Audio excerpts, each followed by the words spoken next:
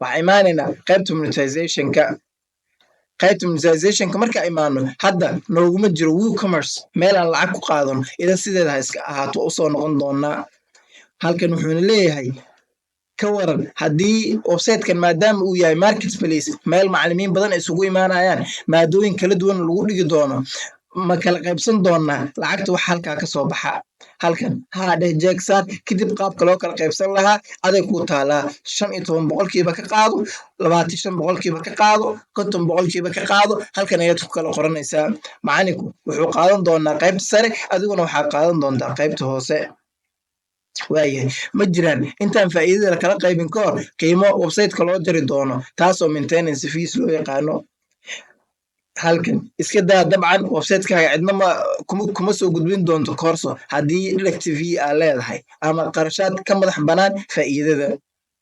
macalinka inta ugu yar uu la bixi karo marka ii gaarto lacagtiisa asalka hore 80 ayay ahayd, laakiin waa xanuun. halkan waxaa ka dhiganaysaa $10 haddii macalinka u gaarto hala bixi karo.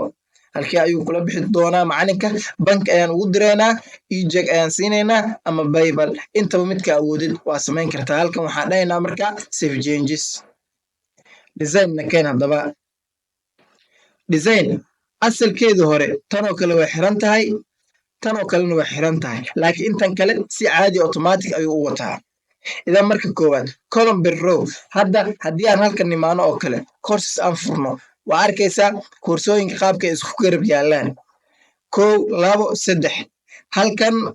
halkan row waxaa yaala 3 koorso oo kala duwan. sidaasoo kale waa sida asalka uu kusoo degana waa sidaa ku day. waxaa samaynaynaa haddaba course filter. koorsooyinkaaga pagekooda markii la joogo pageka course markii la joogo koorsooyinkaaga hala raadin karo. halkan fur.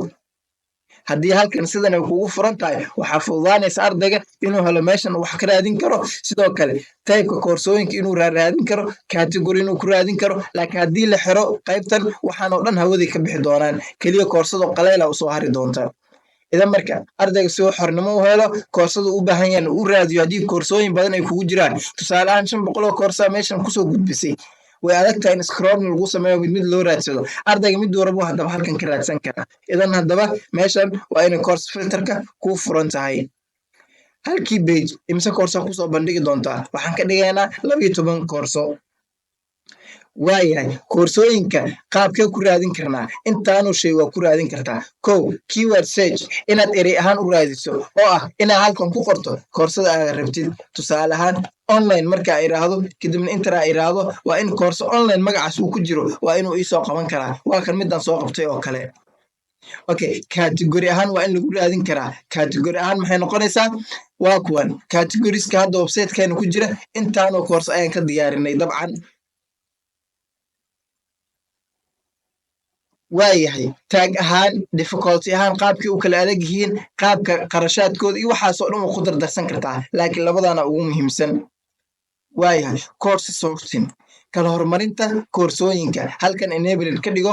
ardayga waxaa loo fasaxi doonaa qaybtan yar a ujeedid qaabka usoo kala horumarayaan. waa ujeedaa sooma? release date, taariikhdii lasoo fasaxay koorsadan. course title ahaan u kala horumari a to z, z to a. midii ugu horeysay lasoo bandhigay midii ugu horeysay ee lasoo geliyey soo hormari. waxyaabahaas marka la isticmaalayo ayaa waxaa la isticmaalaa dabcan course sorting. idan furo qaybtan imaam wax muhiim ma ahan, jag iska saaro hadba designka kula qurxoon adiga, si automatic inta badan isagaa kuu saari doona. waayahay asalka default kalarkan ayuu wataa. websitekaaga waxaa fiican in tutor LMS-kaaga ama meesha ardayda casharadooda ka qaadanayaan iyo websitekaaga kalarada ku jiraaye inay isku mid ahaadaan. idan waxaa imaan doontaa custom, kadibna waxaa gelin doontaa kalarada markaa u baahan tahay. anaga halkan waxaa gelinaynaa F15 A24 oo kalar guduud ah iyo sidoo kale eber 3680 oo kalar blue ah weliba daag ah. labadaas kalar aad u isticmaalnaa dabcan. qaybtan hoose waxay ku leedahay use tutor player for YouTube. isticmaal YouTube tutor player oo YouTube-ka loogu talagalay. halkan jag saaro, sababtoo ah haddii tusaale ahaan aad link YouTube soo qaado kadibna aad koorsooyinkaaga soo dhex dhigto waxaa adkaanaysa linkiga in la raaco. kadibna halkan save changes dheh. waayahay nakeen qaybta ugu dambeysa oo advanced ah. advanced ayada wax badan lagama bedbedelo.